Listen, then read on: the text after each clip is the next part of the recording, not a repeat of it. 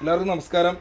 അപ്പോൾ ഞങ്ങളെല്ലാവർക്കും അറിയാം എന്ന് വിചാരിക്കുന്നു. കാരണം സോഷ്യൽ മീഡിയയിൽ ഇപ്പോൾ എല്ലാവരും കൂടി പല പല കാര്യത്തിനെ കുറ്റപ്പെടുത്തിക്കൊണ്ടിരിക്കുന്ന കുറച്ച് പേരാണ്. അതിൻ്റെ മാനസികമായി ഒരുപാട് വിഷമങ്ങൾ അനുഭവിച്ചു വരികയാണ് സോഷ്യൽ മീഡിയയിലൂടെയും അതുപോലെ തന്നെ കുടുംബമായിട്ടും സുഹൃത്തുക്കളായിട്ടും എല്ലാ രീതിയിലും. അതിൻ്റെ കാരണം എന്ന് വെച്ച് കഴിഞ്ഞാൽ നമ്മുടെ ആറാട്ടണ്ണൻ, അതുപോലെ പെരേര, ലിമിൻലി, വിനീതേട്ടൻ, നമ്മുടെ ബ്രൈറ്റ്, അഭിലാഷേട്ടൻ. അപ്പോൾ ഞങ്ങളൊക്കെ ഒരു കാര്യം എന്ന് വെച്ച് കഴിഞ്ഞാൽ കുറച്ച് നാളുകൾക്ക് മുമ്പ് ഒരു വാർത്ത വന്നിരുന്നു. ഒരു ട്രാൻസ് അവരെ കെട്ടിയിട്ട് പീഡിപ്പിച്ചു എന്ന് പറഞ്ഞൊരു വാർത്ത 24 ന്യൂസിന് കൊടുത്തു. അത് എന്താണ് സംഭവം ദൈവനപരാനും മാത്രം അറിയാം. പിന്നെ ഏഷ്യാനെറ്റും മനോരമ അതെന്താന്ന് പോലും ഞങ്ങൾക്ക് അറിയില്ല. കാരണം എന്ന് വെച്ചാൽ ഈ വ്യക്തിയെ ഞങ്ങൾ ജീവിതത്തിൽ കണ്ടിട്ട് പോലുമില്ല. പല വീഡിയോസിലും മാധ്യമങ്ങളിലൂടെ വന്നപ്പോൾ മാത്രമാണ് ഇവരുടെ രൂപം നമ്മൾ കാണുന്നത്. സത്യം പറഞ്ഞാൽ ഞാനും കാണുന്നു. അപ്പോൾ ഇതിനെക്കുറിച്ച് ഇതെന്താണ് ഇതിൻ്റെ സത്യാവസ്ഥ എന്ന് കുറച്ച് ചാനലുകൾ ഞങ്ങൾ കൊടുത്തിരുന്നു.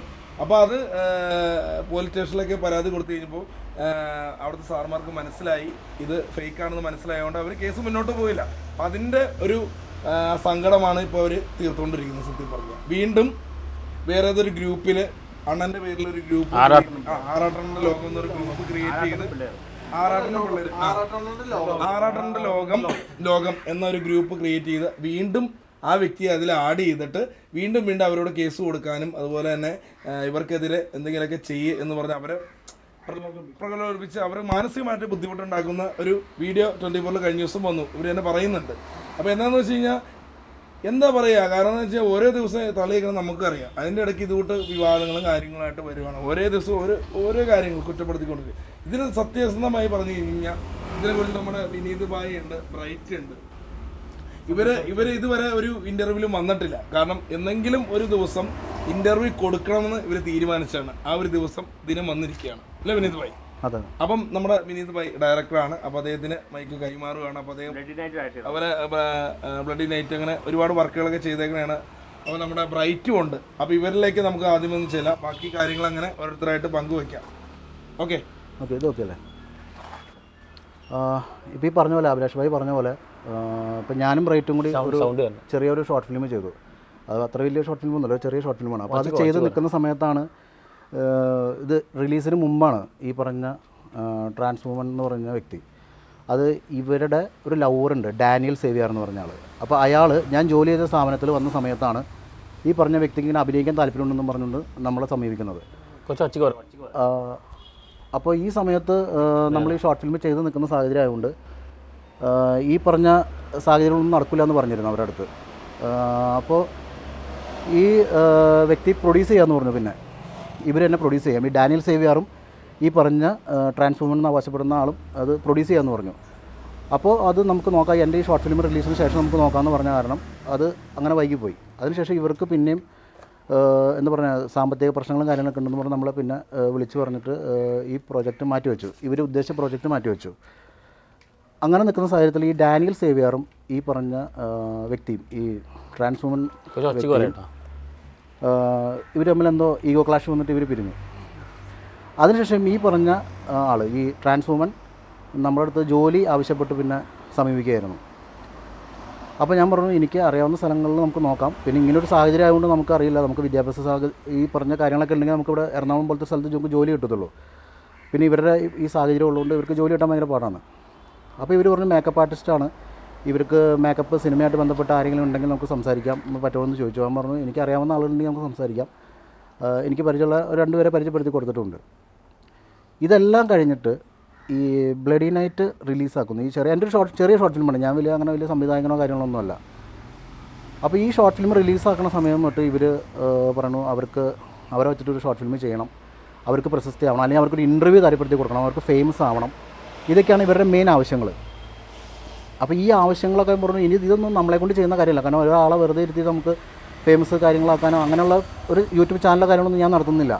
ഞാൻ എൻ്റേതായ ഒരു ജോലി ചെയ്തു പോകുന്നു. അതിൽ നിന്ന് കിട്ടുന്ന ശമ്പളം കൊണ്ടാണ് ഞാൻ എൻ്റെ ഷോർട്ട് ഫിലിംസുകളും ചെറിയ വർക്കുകളൊക്കെ ചെയ്തു പോകുന്നത്. നമുക്ക് ഇതിനുള്ള ആഗ്രഹം കൊണ്ട് നമ്മുടെ ഡ്രീമും സിനിമ തന്നെയാണ്. അപ്പോൾ ഇങ്ങനെ നിൽക്കുന്ന ഈ സാഹചര്യത്തിൽ ഇവർ പിന്നെ നമ്മളെ പല രീതിയിലും നമ്മുടെ സാമ്പത്തിക സഹായം ആവശ്യപ്പെട്ടു തുടങ്ങി. അത് ഞാൻ പറഞ്ഞു എനിക്കത് ബുദ്ധിമുട്ടാണെന്ന് പറഞ്ഞു. കാരണം നമുക്ക് ഒന്നാമത് നമ്മുടേതായ പ്രശ്നങ്ങളുണ്ട്.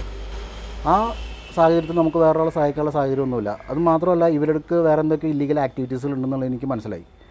അപ്പോൾ ഇതൊക്കെ മനസ്സിലാക്കി ഇവർ പിന്നെ നമ്മൾ കോൺടാക്റ്റ് കാര്യങ്ങളൊന്നും വരാതെ നിൽക്കുന്നപ്പോഴാണ് പിന്നെ ഷോർട്ട് ഫിലിം ഇറങ്ങുന്ന തൊട്ട് ഇവർ നമുക്ക് സോഷ്യൽ മീഡിയയിൽ, അതായത് ഫേസ്ബുക്കിലാണ് ഫസ്റ്റ് ഇവർ നമുക്കെതിരെ ഈ പറഞ്ഞ ആരോപണങ്ങളായിട്ട് മുന്നോട്ട് വരുന്നത്. ഇതെല്ലാം എൻ്റെ ഫ്രണ്ട്സും എൻ്റെ നാട്ടിലുള്ള ആൾക്കാരൊക്കെ കണ്ടാണ്. പക്ഷേ അതൊന്നും ഈ പറഞ്ഞ പോലെ അതൊന്നും ഏക്കാതെ വന്ന് നിൽക്കുന്ന സമയത്താണ് ഹേമ കമ്മിറ്റി വിഷയം വരുന്നത് സിനിമ ഇൻഡസ്ട്രിയിൽ. ഈ ഹേമ കമ്മിറ്റി അതിന് മുമ്പ് ഒരു കാര്യമുണ്ട്, സ്മാർട്ട് പിക്സ് മീഡിയ എന്ന് പറഞ്ഞൊരു മീഡിയ, അതായത് ഇവർ കേസ് രജിസ്ട്രേഷൻ ചെയ്യുന്നതിന് മുമ്പ് ഇവർ എഫ്ഐആറിന് മുമ്പ് ഇവർ ഇൻ്റർവ്യൂ കൊടുത്തിരുന്നു. ശരിക്കും ഒരു എഫ്ഐആർ ഇപ്പോൾ ഇവിടുത്തെ നിയമവ്യവസ്ഥ അനുസരിച്ച് നമുക്ക് ഒരാളെ ആരോപിക്കണമെങ്കിൽ അത് വ്യക്തമായി പോലീസ് ഫസ്റ്റ് ഒരു പരാതിപ്പെട്ട് അത് പ്രാഥമിക അന്വേഷണത്തിന് ശേഷം മാത്രമേ എഫ്ഐആർ എഴുതാമുള്ളൂ. പക്ഷേ ചില കേസുകളിൽ നമുക്കത് ചെറിയ കൊച്ചുകുട്ടികളുടെ കേസിലൊക്കെ നമുക്ക് ചിലപ്പോൾ അത് നടക്കില്ല, അത് പെട്ടെന്ന് തന്നെ അത് എഫ്ഐആർ എഴുതും. പക്ഷേ ഇത്രയും ഇങ്ങനൊരു സാഹചര്യം പറയുമ്പോൾ അതിൽ ഫാബ്രിക്കേറ്റഡ് ആയിട്ടുള്ള പല കാര്യങ്ങളുള്ളതുകൊണ്ട് തന്നെ പോലീസ് അത് ശ്രദ്ധിക്കാതെ തന്നെയാണ് എഫ്ഐആർ ചെയ്തിരിക്കുന്നത്. ഞാൻ പോലീസിനെ കുറ്റം പറയുന്നത്, ഞാൻ പോലീസിനെ കുറ്റം പറയുകയോ അല്ലെങ്കിൽ ഇവിടുത്തെ നിയമവ്യവസ്ഥയെ വെല്ലുവിളിക്കുന്നൊന്നുമല്ല. ഒരു വ്യക്തിയെക്കുറിച്ച് ഒരാൾ പരാതിപ്പെടുമ്പോൾ അത് ഏത് പോലീസ് സ്റ്റേഷനിലായാലും വ്യക്തമായിട്ടുള്ള അന്വേഷണം നടത്തിയിട്ട് മാത്രമേ എഫ്ഐആർ എഴുതാൻ പാടുള്ളൂ. ആ എഫ്ഐആർ അങ്ങനെ എഴുതിക്കൊണ്ട് മാത്രമാണ് ഇത് കേസായിട്ട് ഇപ്പം നമ്മളെല്ലാവരും ഇങ്ങനെ ഇരിക്കേണ്ട സാഹചര്യം വന്നത്. അല്ലാതെ ഒരു സാഹചര്യത്തിലും ഇങ്ങനൊരു സംഭവം ഉണ്ടാവില്ല, അത് കോംപ്രമൈസ് ചെയ്ത് സംസാരിച്ച് വിടുന്ന കേസാണ് ഇത്. മാക്സിമം ഏതോ മാധ്യമങ്ങളും കൂടെ ഉണ്ടായിരുന്ന പറഞ്ഞത്, അത് ഓൺലൈനോ എന്തോ ടീമാണ്. ഈ സ്മാർട്ട് പിക്സ് മീഡിയയ്ക്ക് ശേഷമാണ് ഹേമ കമ്മിറ്റിയുടെ ഇത് വരുന്നത്. അതായത് 9 തീയതിയിലാണ് വരുന്നത്, ഓഗസ്റ്റ് 9-ന് സ്മാർട്ട് പിക്സ് മീഡിയയുടെ വരുന്നത്. അപ്പോൾ ഞങ്ങൾ അവരെ വിളിച്ചിരുന്നു. അപ്പോൾ വിളിച്ച സമയത്ത് അവർ പറഞ്ഞു അത് കുഴപ്പമില്ല, അത് ഞങ്ങൾ നോക്കിക്കോളാം എന്നൊക്കെ പറഞ്ഞു. അവർ നമ്മളെ വെല്ലുവിളിയൊക്കെയായിരുന്നു. ആയിക്കോട്ടെ എന്ന് നമ്മളും പറഞ്ഞു. ഇതിനെതിരെ നമ്മൾ പോലീസിൽ കംപ്ലയിൻറ്റ് ചെയ്യാനുള്ള സാഹചര്യത്തിൽ നിൽക്കുമ്പോഴാണ് ഹേമ കമ്മിറ്റിയിലെ ഈ സംഭവം വരെയും ഇവരുടെ ഫസ്റ്റ് ഇൻ്റർവ്യൂ 24-ലേക്ക് വരുന്നത്, 24 ചാനലിൽ വരുന്നത്. ഞാൻ ശ്രീകണ്ഠൻ നായർ സാറിനോടൊക്കെ ബഹുമാനം കൊണ്ട് പറയുകയാണ്, ഇപ്പോൾ ഈ വന്നിരിക്കുന്ന വിഷയം പോലും അവരുടെ ചാനലിലാണ് വന്നത്. ഇവരുടെ ചാനൽ റേറ്റിങ്ങിന് വേണ്ടി ഇത്തരത്തിലുള്ള മരപ്പാവാളം ഉപയോഗിക്കരുത്. അല്ല പുള്ളി അറിഞ്ഞിട്ടല്ല, അല്ലല്ല പുള്ളി അറിഞ്ഞിട്ടല്ല ഞാൻ പറഞ്ഞത്. അല്ല പുള്ളി ഇത് ശ്രദ്ധയപ്പെടുത്തണം. ഇനിയായാലും ഇങ്ങനെയുള്ള ഫേക്ക് ന്യൂസസ് വരുന്ന ആൾക്കാരെ തീർച്ചയായും അന്വേഷണത്തിന് ശേഷം മാത്രമേ ചെയ്യുള്ളൂ. അത് ചാനൽ റേറ്റിംഗിന്റെ ആവശ്യമുണ്ട്, കാര്യങ്ങളുണ്ടാവും. ഒരു സംഭവം പറഞ്ഞു. കാരണം ആദ്യമേ കേസ് വന്നത് ഒരു കാര്യം നിങ്ങൾ ശ്രദ്ധിക്കണം എല്ലാവരും. ആദ്യമേ കേസ് വിനീത് ഭായിയും നമ്മുടെ ബ്രൈറ്റിന്റെ പേരിലാണ് വന്നത്. അത് കഴിഞ്ഞിട്ട് ആറാട്ടണ്ണന്റെയും പെരേരയുടെയും ഏറ്റവും അവസാനമാണ് എൻ്റെ പേരും വന്നത്. അപ്പോൾ ഒന്ന് ചിന്തിക്കുക അവര് കാണിച്ചിരിക്കുന്ന കാര്യം അല്ലേ. അല്ല നമ്മുടെ ഒരുപാട് തെളിവുകളുണ്ട്. അല്ല അപ്പൊ എന്താന്ന് വെച്ചാൽ ഇവർക്ക് എങ്ങനെയെങ്കിലും ഇപ്പൊ പെരേരനെ ആറാട്ടനെയൊക്കെ ഇട്ടിട്ട് എങ്ങനെയെങ്കിലും ഇത് വാർത്ത എത്തിക്കുക, അതാണ് ലക്ഷ്യം. ഇവർക്ക് ഫേമസ് ആവുന്ന മാത്രം. ഇത് വേറൊരു കേസ് ഇതിൽ പറയാനുണ്ട്, പണവും ലക്ഷ്യമുണ്ട് ഇവർക്ക്. പണവും ലക്ഷ്യമുണ്ട്, ഇവരുടെ ഷെൽട്ടറിങ്ങും ഇവരുടെ പണവും ലക്ഷ്യം ഇവർക്കുണ്ട്. ഇവരുടെ ക്രിമിനൽ ആക്ടിവിറ്റീസിൻ്റെ കുറച്ച് കാര്യങ്ങൾ ഞാൻ നിങ്ങൾക്ക് വേണമെങ്കിൽ പറയാം. അതായത് ഇവരുടെ മെയിൻ പരിപാടി എന്ന് പറഞ്ഞാൽ ഇവരുടെ ശബ്ദം ഏകദേശം ഒരു പെണ്ണിൻ്റെ രീതിയിലായതുകൊണ്ട് തന്നെ ഇവർ ഫേസ്ബുക്ക് പോലുള്ള മാധ്യമങ്ങൾ ഉപയോഗിച്ചിട്ട് ഇവർ മെസ്സഞ്ചർ വഴിയൊക്കെ ആളുകളുമായിട്ട് സംസാരിക്കുക. ഇവരുടെ 2 നമ്പറുണ്ട് ഇവർക്ക്. ഈ 2 നമ്പറിൽ ഫസ്റ്റ് നമ്പറിൽ ഇവർക്ക് കുറച്ച് അലിഗേഷൻസ് വന്നിട്ടുണ്ടായിരുന്നു. ഇവർ മേക്കപ്പ് ആർട്ടിസ്റ്റാണെന്ന് പറഞ്ഞ് ഇവർ പല സ്ഥലത്തു നിന്നും പൈസ മേടിച്ചിട്ട് പിന്നെ അവർ ആ വഴിക്ക് പോകില്ല. അത് അതിലേക്ക് വരുന്നുള്ളൂ. അത് കൂടുതലും പറയാനുള്ളത് ബ്രൈറ്റിനാണ് പറയാനുള്ളത് കൂടുതലും. അപ്പോൾ ഈ പറഞ്ഞ വ്യക്തി, ഈ ട്രാൻസ്ഫോമർ എന്ന് അവകാശപ്പെടുന്ന വ്യക്തി ഈ പറഞ്ഞ രീതിയിലാണ് അയാളുടെ ജീവിതം മുന്നോട്ട് പോയിട്ടിരുന്നത്. പല ആണുങ്ങളുമായിട്ട് ഇയാൾക്ക് ബന്ധമുണ്ടെന്നുള്ളത് ഇതൊക്കെ നമുക്ക് ഈ ഡാനിയൽ സേവ്യർ വഴിയാണ് അറിയാൻ കഴിഞ്ഞിട്ടുള്ളത്. അയാളുടെ ബൈറ്റ്സ് നമുക്ക് കിട്ടിയിട്ടുണ്ട്. അയാൾ ഈ സംഭവം പറഞ്ഞ ശേഷം അയാൾ എന്തോ പുറത്താണ് ഇപ്പോൾ ജോലിയായിട്ട് ബന്ധപ്പെട്ട് നിൽക്കുന്നത്. അപ്പോൾ അയാൾ എനിക്ക് അവിടെ നിന്ന് ബൈറ്റ്സ് എടുത്ത് അദ്ദേഹം നേരെ പോലീസിന് ചേരാനല്ലൂർ പോലീസ് സ്റ്റേഷനിലേക്ക് ഞാനത് അവിടുത്തെ ഉദ്യോഗസ്ഥർക്ക് ഞാൻ ഹാജരാക്കിയിട്ടുണ്ട്. എൻ്റെ എല്ലാ തെളിവുകളും ഞാൻ ഹാജരാക്കിയിട്ടുണ്ട്. അവരുടെ പ്രാഥമിക അന്വേഷണത്തിൽ ഇതിലാകെ ഒരു സാക്ഷി ഉണ്ടെന്നാണ് പറയുന്നത്. ഈ സാക്ഷി പറഞ്ഞിരിക്കുന്നത് ഇങ്ങനൊരു സംഭവം ഉണ്ടായിട്ടുള്ളതാണ്. കാരണം FIRന്റെ കോപ്പി ഇവരുടെ ഇൻ്റർവ്യൂവിൻ്റെ തരം മലയാളി വാർത്തയെന്ന് തോന്നുന്നില്ലടാ, മലയാളി വാർത്തയുടെ ഇൻ്റർവ്യൂവിൻ്റെ താഴെ ഇവരുടെ FIRന്റെ കോപ്പി കൊണ്ടിട്ടിട്ടുണ്ട്. ഒന്ന് ആലോചിച്ച് നോക്കണം, നമ്മളൊരു FIR എഴുതിയിട്ട് ആ FIR അത് മുഖം പോലും മറയ്ക്കാതാണ് ഇവർ വന്നിരിക്കുന്നത്. അപ്പോൾ ഇതിൻ്റെ അർത്ഥം ഇവർക്ക് ഫേമസ് ആവുമെന്നുള്ളത് തന്നെയാണ്. അപ്പോൾ ഈ ഫാബ്രിക്കേറ്റഡ് കേസുകൾ ഇത്തരത്തിൽ ഒരുപാട് സംഭവിക്കുന്നുണ്ട്. ഇപ്പോൾ ഹേമ കമ്മിറ്റിയുടെ മാത്രമല്ല, ഒരുപാട് അതിന് മുമ്പായാലും സംഭവിക്കുന്നുണ്ട്. അപ്പോൾ വ്യക്തമായൊരു അന്വേഷണമോ കാര്യങ്ങളോ ഇതിൻ്റെ പിന്നെ നടക്കുന്നില്ല. നമ്മൾ എല്ലാവരും ശ്രദ്ധിച്ച ഒരു കാര്യമാണ്, ഒരു ലേഡിയെ പീഡിപ്പിച്ചു എന്ന് പറയുമ്പോൾ അവരെ മുഖം മറച്ചാണ് ഇതുവരെ ഏത് ചാനലും കാണിച്ചിരിക്കുന്നത് അല്ലേ. നമ്മൾ കണ്ടാണ് നമ്മുടെ നിവിൻ പോളിയുടെ ഒരു കേസ് വന്നത് കള്ളാന്ന് തെളിഞ്ഞു. അപ്പൊ അതുവരെ ആ ലേഡിയെ നമ്മൾ സോഷ്യൽ മീഡിയയിൽ കാണിച്ചിട്ടില്ല. ഇവരെ എന്ന് പറഞ്ഞ് ഇവരുടെ ഫേസ് ഓട്ടോമാറ്റിക്കായിട്ട് കാണിച്ചില്ല അല്ലേ. പിന്നെ എൻ്റെ ഒരു സുഹൃത്ത് പറഞ്ഞത് ആറാട്ടൻ സിനിമ, വീട്, ലുലുമാൾ, ഇത്ര മോണ വ്യക്തി എന്ത് ചെയ്യും? അല്ല എനിക്ക് ഇതായിട്ട് ഞാൻ ഈ വ്യക്തിയെ കണ്ടിട്ടില്ല, കേട്ടിട്ടില്ല. ഇവരുടെ ഫോൺ നമ്പർ എൻ്റെ ഇല്ല. യൂട്യൂബിലോ ഫേസ്ബുക്കിലോ ഒന്നും ഞാൻ ഒന്നും എഴുതിയിട്ടില്ല. ഒരു ബന്ധവുമില്ല. എനിക്ക് ആകെ പറഞ്ഞാൽ ഞാൻ ബ്ലഡി നൈറ്റ് എന്ന സിനിമയില്ല 2 സീൻ അഭിനയിക്കാൻ പോയി. 2 സീൻ അഭിനയിച്ചു. എനിക്ക് ഇവരായിട്ട് ഒരു ബന്ധവുമില്ല, കണ്ടിട്ടുമില്ല, കേട്ടിട്ടില്ല, ഒന്നുമില്ല. എന്നെ അവസാനം ഈ ചാനൽ 3 ചാനലുകളിലും ഒരു ദിവസം മുഴുവൻ എൻ്റെ ഫോട്ടോ ആണ് ഇട്ടത്. എൻ്റെയും പെരയുടെ മെയിൻലി എൻ്റെ ആയിരുന്നു, എൻ്റെ ഫോട്ടോ ഇട്ടാണ് ചെയ്തതാണ്. പിന്നെ ഇപ്പോൾ ഈ 24 ന്യൂസ് ഇപ്പോൾ ഇന്ന് 2 ദിവസം കൊണ്ടുവന്നത് അതും എൻ്റെ പേരിലാണ്. ഇതിപ്പോൾ ഒരാൾക്ക് ഭയങ്കര ഇമേജ് സംബന്ധമായിട്ട് ഭയങ്കര പ്രശ്നം ഉണ്ടാവുകയാണ്. വേറൊരു ആൾക്കാരാണ് അതിൽ ആത്മഹത്യ അങ്ങനെയിലേക്ക് ചിന്തിച്ചാണ്. ഇത് വളരെ ഇനി ഇപ്പോൾ പൃഥ്വിരാജ് പറഞ്ഞ പോലെ ഇതിപ്പോൾ ഇവർ പ്രൂവ് ചെയ്യുകയാണ്, ഇവർ ഫോൾസ് അലിഗേഷൻ പ്രൂവ് ചെയ്യുകയാണെങ്കിൽ ഇവർക്കെതിരെ എനിക്ക് പണിഷ്മെൻറ്റ് എടുക്കണം. അല്ലെങ്കിൽ ഒരാളുടെ പേരാണ് പോകുന്നത്. ഇനിയിപ്പോൾ ഞങ്ങൾ ഡിഫമേഷൻ കേസ് കൊടുത്ത് കാശ് കിട്ടിയാലും എന്ത് കിട്ടിയാലും ഞങ്ങൾക്ക് പോയത് ഞങ്ങൾക്ക് നഷ്ടപ്പെട്ടു, ഇമേജ് നഷ്ടപ്പെട്ടു. ഇപ്പോൾ പേരിടണ ഇല്ലാന്ന് അറിയപ്പെടുന്നത്. ഇതൊരിക്കലും എൻകറേജ് ചില നിയമങ്ങൾ ഇവർക്ക് അനുകൂലമായി കൊടുക്കുന്നത് മിസ്യൂസ് ചെയ്യാം. ആ മിസ്യൂസ് അവോയ്ഡ് ചെയ്യണമെങ്കിൽ ഇവർ ഫോൾസ് അലിഗേഷൻ തെളിയിക്കുമ്പോൾ ഇവർക്കെതിരെ ആക്ഷൻ എടുക്കണം. അല്ലെങ്കിൽ ഇത് ഒരുപാട് പ്രശ്നങ്ങൾ വരും. ഇതൊരാളുടെ സൂയിസൈഡ് അങ്ങനത്തെ കാര്യങ്ങളിലേക്കാണ് തിരിക്കുന്നത്. വളരെ മോശം കാര്യമാണ്. എസ്പെഷ്യലി എൻ്റെ പേരാണ് ഏറ്റവും കൂടുതൽ ഉപയോഗിച്ചിരിക്കുന്നത്. അപ്പോൾ എൻ്റെ ലൈഫിൽ സംഭവിച്ചു പോയത് കാര്യം എന്ന് വെച്ചാൽ, ഇപ്പോൾ എൻ്റെ പേര് ഇപ്പോൾ സന്തോഷ് സാർക്ക് ഇപ്പോൾ പറഞ്ഞ പോലെ തന്നെ ഇപ്പോൾ എൻ്റെ പേരും കൂടുതലായിട്ടും യൂസ് ചെയ്തിട്ടുണ്ട്. കാരണം നമ്മൾ ഈ ട്രാൻസ്ജെൻഡർ എന്ന വ്യക്തിയെ കണ്ടിട്ടില്ല, ഒരു റീൽസിൽ പോലും നമ്മളോട് ഡാൻസുകൾ ചെയ്തിട്ടില്ല. പിന്നെ നേരത്തെ കളിച്ച പെൺകുട്ടിയെ പറ്റി വരെ അവർ ഓരോ ഇൻ്റർവ്യൂവിൽ പറയുന്നുണ്ട്. അതൊക്കെ കഴിഞ്ഞു പോയ വിഷയങ്ങളാണത്. ആൾക്കാർ മാധ്യമങ്ങളും തിരിച്ചറിഞ്ഞതാണ്. നമുക്ക് ഈ വിഷയം വന്നപ്പോൾ ഈ സന്തോഷ് വർക്കി സാറ് പറഞ്ഞ പോലെ തന്നെ മാനസികമായിട്ട് ഭയങ്കര ബുദ്ധിമുട്ടുകൾ വന്നിട്ടുണ്ടായി. കാരണം ഒരുപാട് വീട്ടിലല്ല, വീട്ടിൽ കുഴപ്പമില്ല, ആൾക്കാർക്ക് അറിയാമല്ലോ. പക്ഷേ ഈ വീട്ടിൻ്റെ പുറത്തിറങ്ങുമ്പോൾ നാട്ടുകാരുണ്ടാവുമല്ലോ, നാട്ടുകാരും പിന്നെ നമ്മുടെ കുടുംബ യൂണിറ്റിൻ്റെ ആൾക്കാരൊക്കെ നമ്മളെ മോശം കണ്ണിൽ നോക്കാൻ തുടങ്ങി. ശരിക്കല്ലേ? അപ്പം മോശം കണ്ണിൽ നോക്കാൻ തുടങ്ങിയപ്പോൾ നമുക്ക് ആപ്പാട് ഒരു സങ്കടപരമായിട്ട് തോന്നി. മനസ്സിലായോ? അപ്പോൾ നമ്മുടെ നിങ്ങൾക്ക് ഒരുപാട് 10,000 കണക്കിന് ലേഡീസ് അധികമാരുണ്ട് ഇൻസ്റ്റാഗ്രാമിൽ. അപ്പോൾ അവർ പോലും താങ്കൾ ഇത്തരക്കാരനാണെന്നോ താങ്കൾ ഇങ്ങനെ കെട്ടിയിട്ടൊക്കെ പിടിപ്പിക്കുമെന്ന് ചോദിക്കണ്ടായി. അപ്പോൾ എനിക്ക് പറയാനുള്ളത്, ഒരു പട്ടിയെ പോലും പേടിയുള്ള ആളാണ്. കാരണം നമ്മൾ ഇപ്പോൾ ഒരുപാട് എൻ്റെ ഇൻ്റർവ്യൂ എടുത്ത് നോക്കിയാൽ അറിയാം, ഒരുപാട് ലേഡി ആങ്കർമാരാണ് ഉള്ളത് എൻ്റെ കൂടെ വർക്ക് ചെയ്തിട്ടുള്ളത്. അപ്പോൾ അത് മാത്രമല്ല, നമുക്ക് ഒരുപാട് എന്താ പറയുക ഫോൺ നമ്പേഴ്സും നമ്മുടെ കയ്യിലുണ്ട്. ഇപ്പോൾ ഈ ട്രാൻസ്ജെൻഡർ എന്ന് പറഞ്ഞ വ്യക്തിയുടെ ഫോണിലേക്ക് ഒരു കോളോ ഒരു ഓഡിയോ കോളോ വീഡിയോ കോളോ ചെയ്തിട്ടില്ല. അവർ പറയുന്നത് ഞാൻ നഗ്നനായിട്ട് എൻ്റെ യൂറിൻ കാണിച്ചെന്നാണ് പറയുന്നത്. മാനസികമായിട്ട് തെറ്റാന്ന രീതിയിൽ പറയാം. എനിക്കങ്ങനെ കാണിക്കേണ്ട ആവശ്യമില്ല, ട്രാൻസ്വുമൻ്റെ കൂടെ പോയിട്ട് കാണിക്കേണ്ട ആവശ്യമില്ല. കാരണം ഇത്രയും നമ്മൾ വർക്ക് ചെയ്യുന്ന ഒരു ഇൻഡസ്ട്രി എന്ന് പറഞ്ഞാൽ നടീനടന്മാരുടെ ഇൻഡസ്ട്രി. അവരുടെ കൂടെ വർക്ക് ചെയ്യുമ്പോൾ അവർക്ക് പോലും നമ്മളായിട്ട് ഒരു കുറ്റം പറയാനില്ല. ഇന്നാളൊരു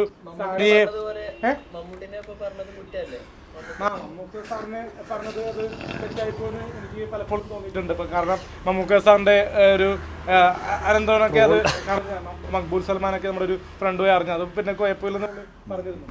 അപ്പോൾ നമുക്ക് ഇതിൽ പറയാനുള്ളത്, കാരണം നമ്മൾ കെട്ടിയിടാൻ പോയിട്ട് നമുക്കൊരു എന്താ പറയുക ഒരു റിലേഷന് പോലും പെട്ടെന്നൊരു ആൾക്കാർ ഇപ്പോൾ വന്നിട്ടില്ല. അപ്പോൾ അതുകൊണ്ട് തന്നെ നമുക്കിനി അടുത്ത വർഷം നമുക്കൊരു കല്യാണം ഉണ്ടാവും. അപ്പൊ അത് എനിക്കറിയില്ല, എനിക്കൊരു പെണ്ണ് സെറ്റ് ആയിട്ടുണ്ട്. അത് മീനിനെ അറിയിക്കുന്നതായിരിക്കും. അപ്പൊ അതൊക്കെ മുടക്കാനുള്ള ഒരു കളികളായിരിക്കും. ഞാൻ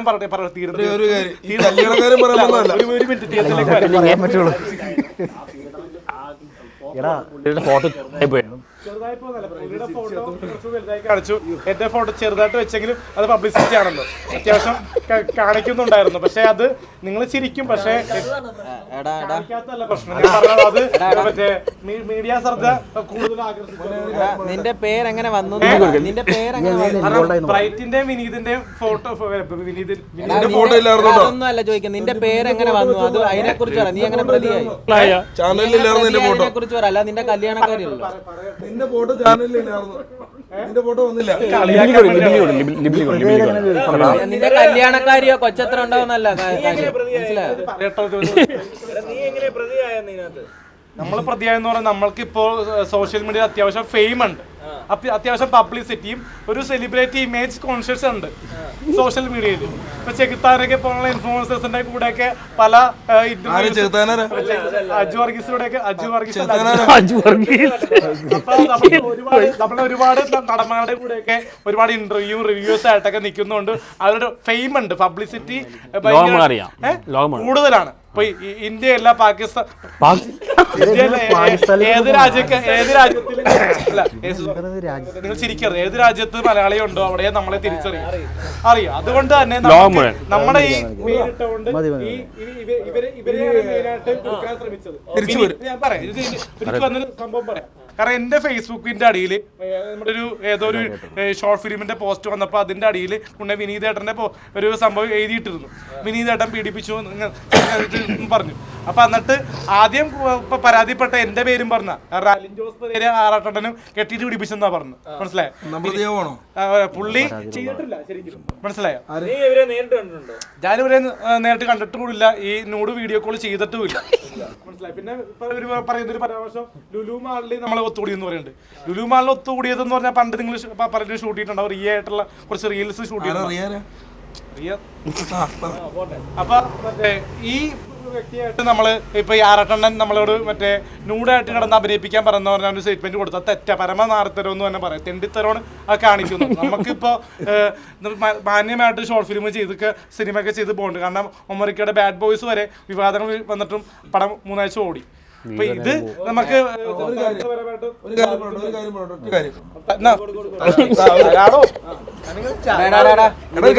ഒരൊറ്റ കാര്യം